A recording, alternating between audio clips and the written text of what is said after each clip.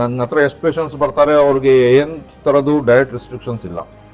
So ಹಾಗಾಗಿ ಏನಾಗುತ್ತೆ, ಅವರು ಏನ್ ತಿಂತಾ ಇದ್ದಾರೆ ಅದೇ ತಿಂತಾ ಇರ್ತಾರೆ, ಮತ್ತೆ ಬಾಡಿಯಲ್ಲಿ ಹೇಗೆ ಕಡಿಮೆ ಆಗೋದಕ್ಕೆ ಸಾಧ್ಯ, ಕಡಿಮೆ ಆಗಲ್ಲ. ಓಕೆ, ಸೊ ಅದನ್ನ ಲೆವೆಲ್ಗೆ ತಗೊಂಡ್ಬರ್ಬೇಕು ಅಂದ್ರೆ ಒಂದ್ ಕಡೆ ತೆಗಿತೀರಾ ಥ್ರೂ ಡಯಾಲಿಸಿಸ್ ಫೈನ್, ಒಂದ್ ಕಡೆ ಅದ್ರದ್ದು ಪ್ರೊಡಕ್ಷನ್ ಸಹ ಕಡಿಮೆ ಮಾಡಬೇಕು.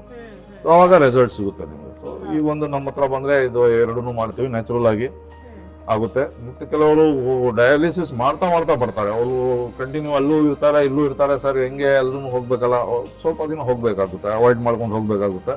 ಅಲ್ಲಿಂದ ಉಂಟಾಗುವಂತಹ ಮಿಕ್ಸಪ್ ಏನಿದೆಯೋ ಅದನ್ನು ತಡೆಗಟ್ಟಬೇಕು.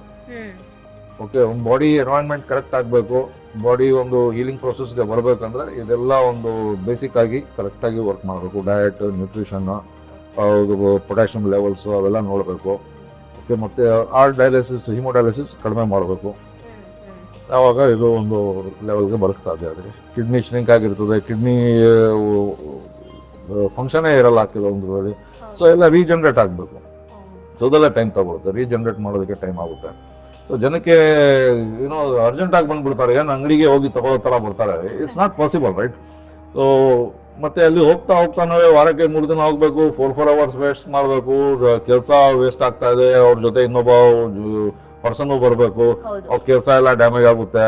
ಓಕೆ, ಸೊ ಹಂಗಾಗಿ ಜನ ಆಮೇಲೆ ಎಷ್ಟೋ ವರ್ಷ ಹೋದ್ಮೇಲೆ ಗೊತ್ತಾಗುತ್ತೆ ಏನಾದ್ರು ಒಂದು ಮಾಡ್ಬೇಕಪ್ಪ ಅಂತ, ಅವಾಗ ಹುಡುಕ್ತಾರೆ. ನೋಡಿದಾಗ ನಾವು ಕಾಣಿಸ್ಕೋತೀವಿ, ಸರಿ ಬಂದು ನೋಡೋಣ ಅಂತ ಬರ್ತಾರೆ. ಬಂದು ಇಲ್ಲಿ ಒಂದು ಒಳ್ಳೆ ರೀತಿಯಲ್ಲಿ ಜನ ಕಮ್ಮಿ ಮಾಡ್ಕೊಂಡು ಹೋಗ್ತಾ ಇದ್ದಾರೆ. ಬಟ್ ಫುಲ್ ಕಮ್ಮಿ ಆದಾಗ ಅವ್ರಿಗೂ ಬರೋಕ್ಕೆ ಪ್ರಾಬ್ಲಮ್. ಅವ್ರಿಗೆ ಡಯಾಲಿಸಿಸ್ ಸೆಂಟರ್ಸ್ ಅವ್ರ ಮನೆ ಹತ್ರ ಇರ್ತವೆ. ಈಗ ನಾನು ಇಲ್ಲಿದ್ದೀನಿ, ಸೊ ಅವ್ರು ಎಲ್ಲಿಂದಾನೋ ಬರಬೇಕು, ಅದು ಅವ್ರಿಗೆ ಕಷ್ಟ. ಸೊ ಸ್ವಲ್ಪ ವಾಸಿ ಆಗಿಬಿಟ್ರೆ ಡಿಸ್ಕಂಟಿನ್ಯೂ ಮಾಡ್ಬಿಡ್ತಾರೆ ಅಥವಾ ಬಿಟ್ಕೊಂಡ್ ಬರ್ತಾರೆ. ಸೊ ಹಾಗಾಗಿ ಇಶ್ಯೂಸ್ ಇದೆ. ಸೊ ಯಾರು ರೆಗ್ಯುಲರ್ ಆಗಿ ಬರ್ತಾರೆ ಅವ್ರಿಗೆ ರಿಸಲ್ಟ್ಸ್ ಸಿಕ್ಕಿದೆ. ಅದೇ ರೆಗ್ಯುಲರ್ ಆಗಿ ಬರಬೇಕು, ಪ್ಲಸ್ ಆಲ್ಸೋ ಡಯಟ್ ಮೇಂಟೈನ್ ಮಾಡಿದ್ರೆ ಅವ್ರಿಗೆ ಪ್ರಾಪರ್ ರಿಸಲ್ಟ್ ಸಿಗುತ್ತೆ. ಎಕ್ಸಾಕ್ಟ್.